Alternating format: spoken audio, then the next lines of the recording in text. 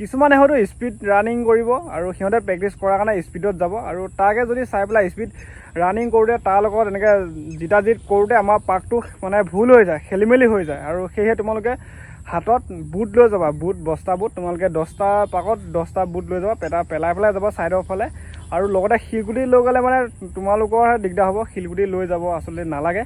আৰু মই বহুত মানে PSC দিব যাওঁতে দেখা পাইছোঁ শিলগুটি পৰি থাকে PSC মানে গ্ৰাউণ্ডত ৰানিং ট্ৰেকত। আৰু লগতে ৰানিং কৰোঁতে তোমালোকে ট্ৰেকটো যোনফালে যিটো বাওঁ চাইডে ঘূৰিব লাগিব ৰানিং ট্ৰেকটো মানে পূৰা চাপি ৰানিং কৰিলে অলপ টাইমটো কম লাগে। আৰু যিহেতু অসম পুলিচৰ ৰানিং কৰিব গ'লে 5 ছেকেণ্ড 4 ছেকেণ্ড কিয় অভাৰ লাগে তোমালোকক মই কৈ আছোঁ, সেই ফলত বহুতে ফেইল কৰে।